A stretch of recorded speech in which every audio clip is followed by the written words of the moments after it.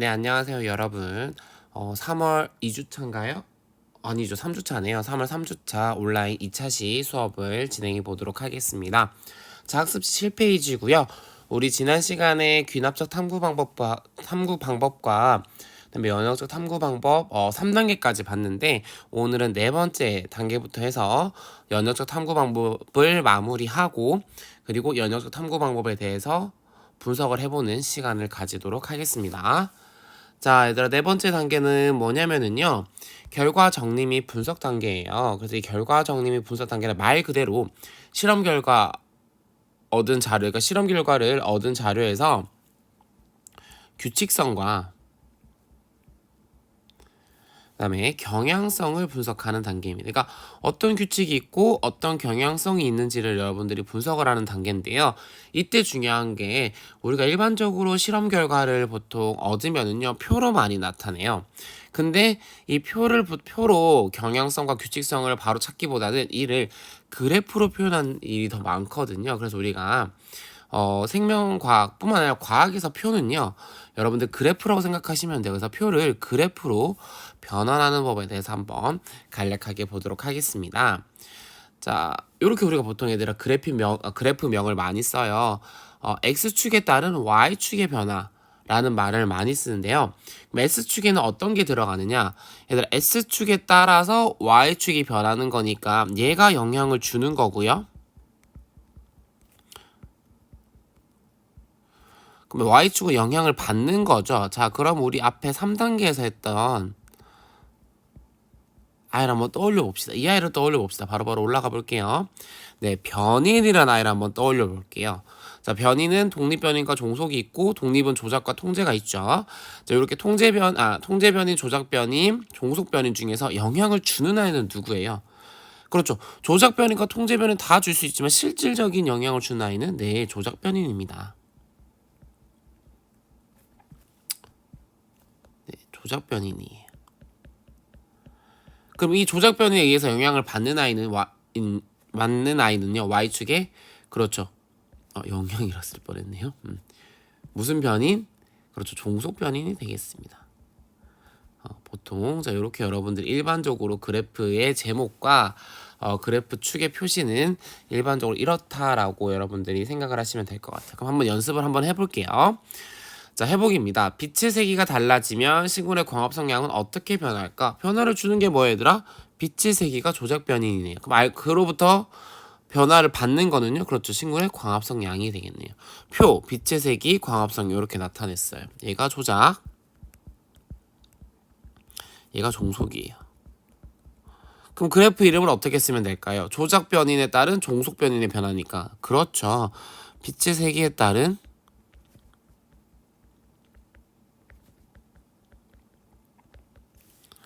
광합 성량의 변화가 되겠습니다.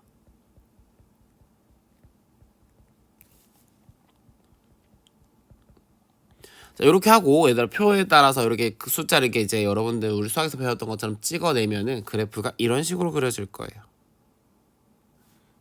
그리고 그래프를 쓸 때는 얘들아 항상 그래프는요 제일 중요한 거 가로축이 의미하는 것과 세로축이 의미하는 거, X축과 Y축이 의미하는 걸 반드시 쓰셔야 돼요. 그래서 가로축에는 조작변이 들어가는 거죠. 빛의 세기. 세로축에는 종속변이 들어갑니다. 광합성량.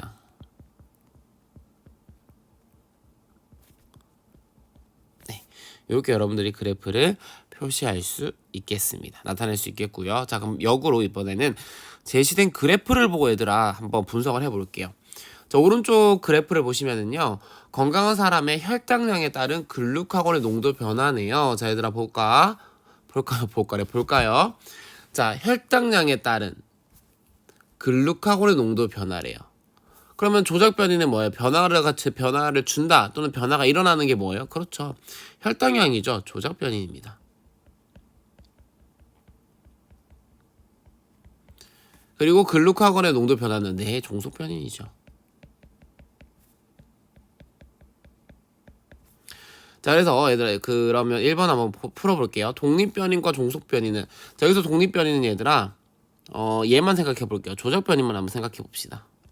자, 독립변이는 누구예요? 조작변이는 누굽니까? 그렇죠. 누굽니까? 무엇입니까? 혈당량이죠. 종속변이는요? 네, 글루카곤의 변화입니다. 글루카곤의 농도 변화가 되겠습니다. 농도가 되겠네요. 종속변이 농도가 되겠습니다. 자, 이 그래프에서 알 수 있는 경향성과 규칙성을 보면 얘들아, 자, 왼쪽은 우리 아까 앞에 했던 거 보면 얘는 어때요? 빛의 세기가 증가할수록 광합성량이 증가하다가 어느 시점부터는 일정해진다. 이게 경향성이거든요. 그럼 이 아이는요? 혈당량이 증가하면 글루코스 농도 어떻게 됩니까? 네, 줄어든다. 이게 경향성이죠. 경향성은 뭐다? 이 그래프로 볼 수 있는 거는 혈당량이 증가하면 혈당량이 증가할수록 무엇은 낮아진다. 그렇죠. 글루카곤의 농도는 낮아진다.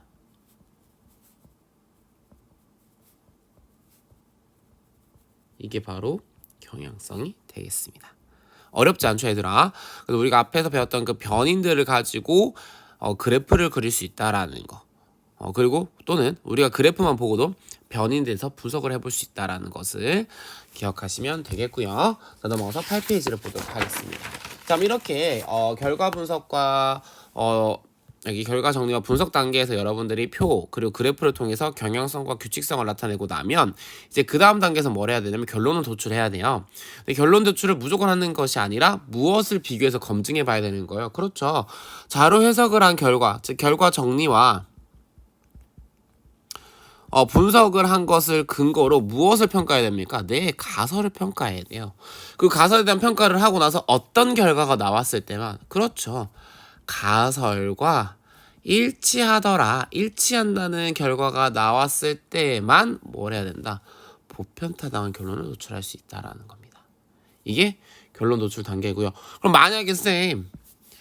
만약에 가설과 일치하지 않는다면요, if 불일치한다면 어떻게 해야 되죠, 얘들아? 그렇지, 다시 가설을 수정해야 됩니다. 수정하고 다시 재검증을 해야 됩니다. 그러니까 또 오는 거예요. 그래서 만약에 결론 도출을 할 수 있다. 가설이 일치하게 되면은 수정한 가설이 일치하게 되면 네, 결론 도출하면 되는 거고요. 또 달라진다. 그럼 또 가설 재설정하는 겁니다.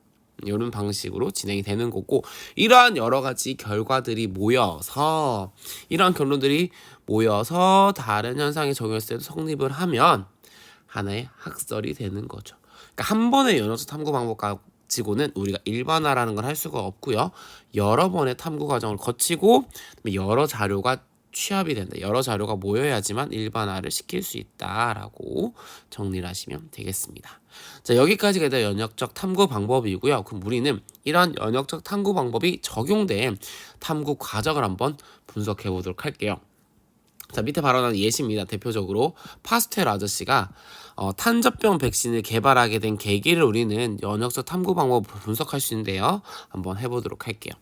자, 먼저 파스텔 아저씨가 문제인식을 합니다. 관찰을 먼저 했겠죠. 그리고 문제인식을 하게 되는 거예요. 어떤 걸 관찰했을까? 어떤 경우를 보니까 다 콜레라 백신을 보니까 이 아이 콜레라 백신을 맞은 아이들은 닭이 콜레라 걸리지 않는 걸 관찰한 거예요. 그러면서 의문을 가진 거죠. 혹시 탄저병 백신도 탄저병을 예방할 수 있지 않을까라고 생각을 하는 겁니다. 다시 뭐라고요? 닭 콜레라 백신을 맞은 아이가 콜레라에 걸리지 않는 것을 보고 의문을 든 거죠. 탄저병 백신으로도 탄저병을 예방할 수 있지 않을까라는 의문을 가지고 가설을 설정합니다. 선생님, 가설은 잠정적인 답이라고 했어요. 그럼 어떤 가설을 설정하면은 이상적일까요? 그쵸? 탄저병 백신을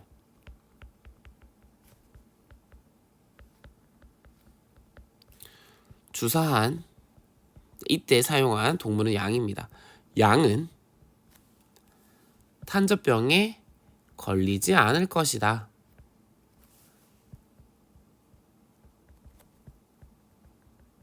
늘 것이다라는 가설을 세워봅니다. 그러니까 잠정적인 답이에요. 그러니까 절대적인 결론은 아니죠. 이제 이거를 우리가 검증을 하면 됩니다. 그럼 이제 얘들아 봐봐, 어떻게 해야 돼? 건강한 양을 두 집단으로 나눕니다. 왜? 뭐 하려고요? 그렇죠, 대조 실험하려고요.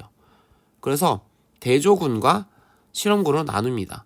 그럼 쌤이 얘기했어요. 대조군은 결과의 타당성을 위해서 변화를 안 한 집단이고요. 실험군은요. 우리가 인위적으로 알고 싶어서 변화를 준 집단이죠. 그럼 실험군은 뭘 해야 돼? 그렇지. 탄저균 백신을 투입을 해야 되겠죠. 탄저병 백신을 주사한 다음에 그러니까 탄저병 백신을 먼저 주사한 다음에 탄저균을 투여해 봅니다. 그러니까 뭘 알고 싶은 거 얘들아?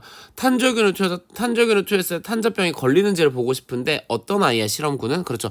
탄저병 백신을 맞은 아이들한테 탄저균을 넣은 거고요. 그럼 대조군 어떤 애야 돼요? 똑같이 탄저균을 투여는 해야 돼요.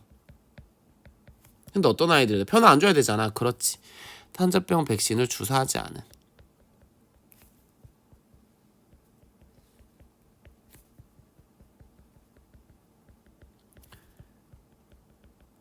주사하지 않고 탄저균을 투여하는 그룹이 대조군이 되겠습니다. 이렇게 나눕니다.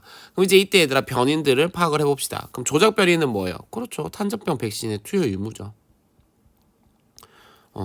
탄저병 백신 투여 접종 여부가 되겠습니다. 그래서 실험군은 탄저병 백신을 접종했고요. 대조군은 하지 않았습니다. 그럼 통제 변이는요? 이거 말고 종속 변이 가면 어떻게 돼? 그렇지. 탄저병 발병 여부죠. 탄저병이 발생되는지 아닌지가 종속 변이 되고, 그럼 통제 변이는 그렇죠. 나머지 모두 이거 안 되네. 나머지 모두가 되겠죠. 한번 생각해 볼까? 어떤 것들이 있을까요? 네, 양의 종류 같아야 되겠죠. 실험군이랑 대조군의 양이 달라서는 안 되겠죠. 같아야 됩니다. 그 다음에 탄저균의 양도 같아야 될 거예요. 탄저균의 양. 그러니까 뭐 A는 뭐 대조군은 많이 주고 실험군 적게 주면 안 되겠죠. 그래서 뭐 이런 것들도 될 거고요. 뭐 나머지도 여러 가지 되겠죠. 뭐 양에 제공되는 먹이. 또 뭐 어떤 거는 탄저병의 탄저균을 이겨낼 수 있는 어떤 먹이를 준다라든지 면역력을 너무 갑자기 높이는 물질을 주어서는 안 되겠죠. 그러니까 이러한 것들이 모두 다 됩니다. 모두 다 된다라고 보시면 될 것 같아요. 이렇게 해서 이제 실험을 합니다. 그럼 이제 실험 결과 값이 나오겠죠. 그래서 그 결과를 갖고 분석을 해봤더니 이렇게 결론이 나오는 거예요. 탄저병에 걸렸습니다. 어떤 아이들일까요? 그렇죠. 대조군의 아이는 왜? 아무 처리도 안 했으니까 아무 처리도 안 한 순수한 아이니까 탄저균이 투여되면은 탄저병에 걸릴 수밖에 없어요. 그런데 처리한 아이가 있어요. 어디? 실험군 아이죠. 탄저병 백신을 맞은 아이는요. 실험균이래. 실험군. 탄저병 백신을 맞은 그룹은요. 건강하다라는 거죠. 그럼 이 결과를 내면 어떻게 돼? 가설이 뭐였어 얘들아? 탄저병 백신을 주사한 양은 걸리지 않을 것이다라고 했는데 걸리지 않았죠. 가설과 결과가 일치합니다. 그럼 우리는 뭘 할 수 있어요? 네, 결론 도출할 수 있습니다. 어떻게 도출하면 될까요? 탄저병 백신은 뭐한다? 탄저병을 예방한다.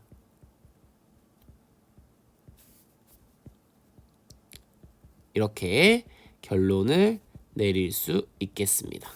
자, 요거 한 번 더 연습해 볼게요, 얘들아. 자, 요 교과서 28쪽을 지금 한번 펼쳐 볼까요? 자, 교과서를 펼친 후에 수업을 듣도록 합시다. 자, 여러분들 이제 책을 다 펼쳤을 거라고 생각이 들고요. 자, 교과서 자료를 한번 같이 선생님하고 볼게요. 자, 이렇게 되어 있어요. 자, 보시면 다음은 핵이 세포의 생명활동의 중요한 부분임을 확인한 아메바의 핵 제거 실험 과정을 정리한 것입니다. 그러니까 이 실험을 이제 연역적 탐구 방법으로 한번 접근을 해보자라는 거예요. 자, 그럼 연구자가 관찰을 했을 겁니다. 관찰을 하고 문제인식을 한 거죠. 세포마다 핵이 들어있는 걸 관찰했고 문제인식을 한 거예요. 왜 핵이 들어있을까라고 의문을 가진 거죠. 그럼 핵이라는 아이가 중요하지 않을까라고 생각을 했을 거고요. 그럼 중요하다라는 관점에서 가설을 설정합니다. 어떻게 설정하냐면 어떻게 할 거더라? 생명에서 중요한 부분이에요. 그럼 중요한 부분이 없어지면 어떻게 돼요? 죽어버리겠죠. 그렇게 하는 거에서 아메바에서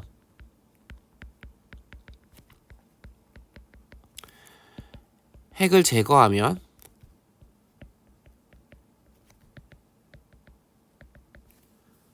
아메바는 죽을 것이다 라고 가설을 세워봅니다. 쌤, 근데 이렇게 꼭 가설을 세워야 해요? 아닐 수도 있잖아요 라고 얘기를 할 수 있겠지 얘들아. 그거는 우리는 지금 이제 여기가 가설 설정 단계가 비어있긴 하지만 그 다음 단계가 뭐가 제시되어 있어요? 탐구 설계 과정이 있죠. 그럼 얘는 목적이 뭐야 얘들아? 이거의 목적은 탐구 설계 및 수행 과정은 가설 검증이 목적이잖아요. 이게 목적이잖아요. 그러면 무엇에 따를 수밖에 없겠어요 얘들아? 네, 가설 설정. 이 설정은 가설에 따를 수밖에 없어요. 그럼 보자고요. 아메바를 두 집단으로 나눴네요. 그리고 1부는 핵을 제거했고요. 1부는 비슷한 자극을 주었지만 제거하지는 않았대요. 얘네는 뭘 알고 싶은 거죠? 제거를 하고 안 하고의 차이가 어떤 영향을 주는 건지를 보고 싶은 거죠. 선생님 결론 어떻게 추론할 수 있어요? 여기 있잖아요. 쌤이 가설은 뭐라고 했어요 얘들아? 가설은 잠정적인 답이라고 했잖아요. 그럼 그 잠정적인 답과 일치할 때만 뭘 할 수 있어? 결론 도출을 할 수 있으니까 보면 이런 거죠. 다시 얘들아 봐봐 이거예요. 자 다시 가설을 설정한다라는 말은 결국 이 설정한 가설을 검증하는 과정을 거쳐야 되고 그리고 그 결과를 분석해서 결론을 도출해야 된다라는 얘기입니다. 맞나요? 그렇기 때문에 여기 가설 설정 단계가 비어는 있지만 무엇으로부터 추론해 볼 수 있다? 이것을 검증하는 단계인 탐구 설계 및 수행과 결과 정리 및 분석 단계로부터 우리는 알아볼 수 있다라는 거예요. 그러면 탐구 설계 및 수행 단계에서는 어떤 조작을 했다는 걸 알 수 있어? 핵을 제거했다, 제거하지 않았다라는 걸 알 수가 있고요. 그럼 어떤 결론, 이 핵의 제거로부터 어떤 결과를 얻으려고 했냐면 죽느냐, 죽지 않느냐라는 거예요. 그렇기 때문에 우리는 가설을 아메바 핵을 제거한다면 조작이 되는 거고요. 조작 변이 아메바 죽을 것이다. 종속 변인을 같이 제시를 하고 있는 거죠. 자, 그렇게 해서 탐구 설계를 합니다. 다음과 같이. 두 집단으로 나눴고요. 두 집단 나눴네요 얘들아. 뭐가 떠오르시나요? 두 집단으로 나뉘었다. 왜 나눴을까요? 그렇죠. 대조 실험이 목적이네요. 그렇다는 말은 어느 그룹은 실험군이고요. 어느 그룹은 대조군이어야 하는데 핵을 제거를 했네요. 변화를 주었어요. A는요. 그리고 B는요. 핵을 제거하지는 않았어요. 변화는 안 주었네요. 그럼 따라서 어디가 실험군이요? 변화를 준 A가 실험군이고요. 변화를 주지 않은 B가 대조군이 되겠네요. 그래서 생존 여부를 관찰합니다. 이게 뭐예요? 그렇죠. 종속 변인이 되겠네요. 그럼 조작 변이는요? 조작 변이 얘기했잖아요 얘들아. 핵의 제거 유무가 조작 변인입니다.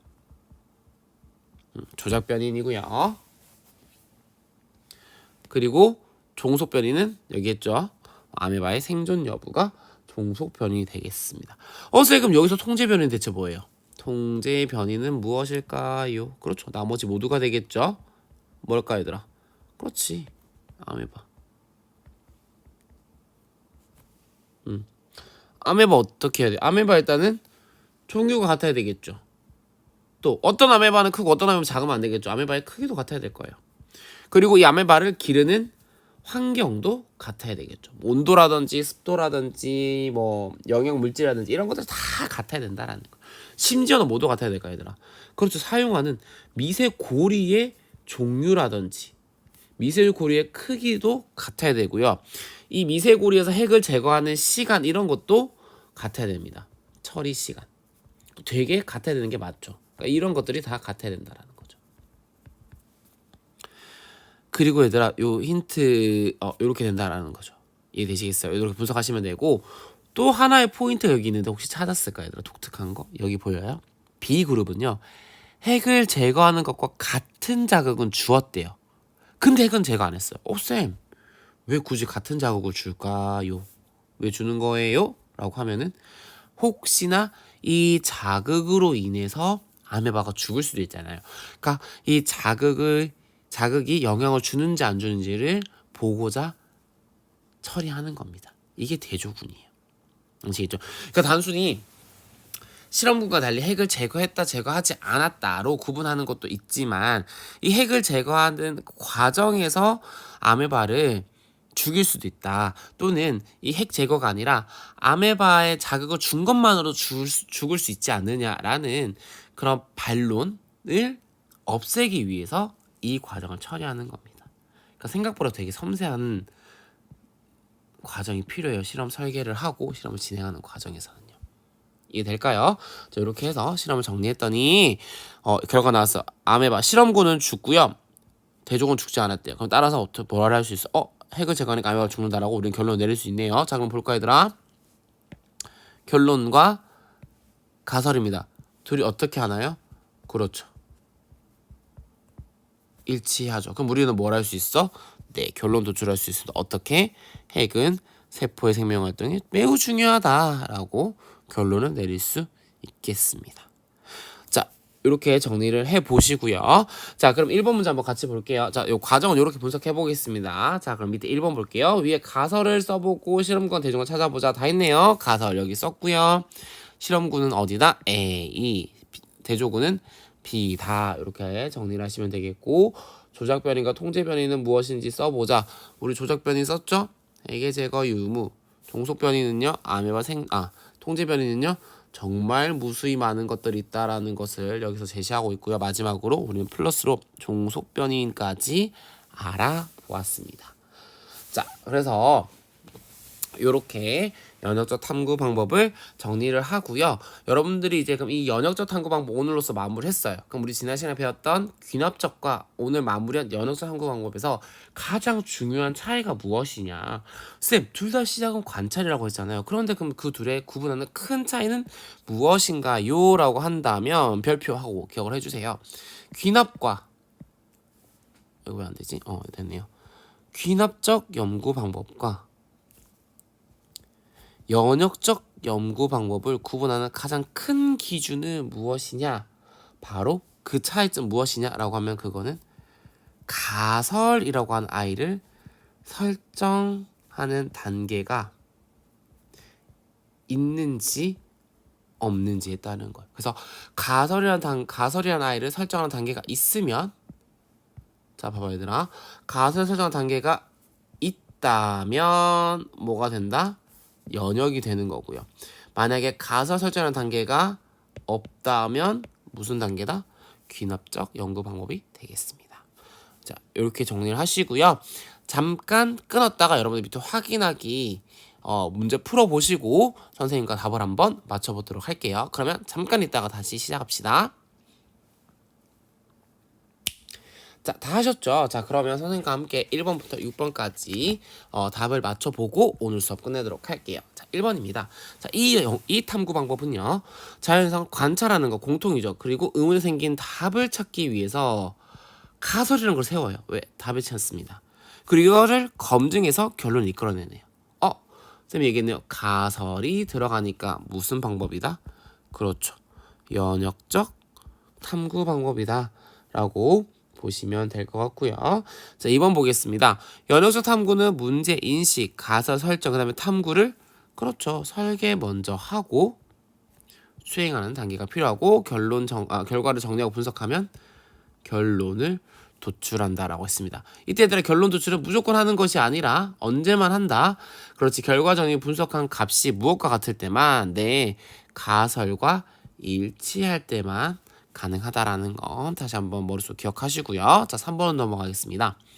연역적 탐구를 수행할 때 가설을 세운 후 무엇을 설정하고 무엇을 실험군과 비교합니까? 실험군과 비교하기 위해서는 그렇죠. 대조군이라는 아이를 설정을 하고요.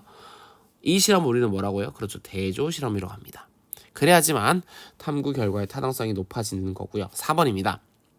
이때 대조 실험에서 가설을 검증하기 위해서 의도적으로 변화합니다. 이걸 우리는 뭐라고 한다? 네, 실험군이라고 하죠. 5번입니다.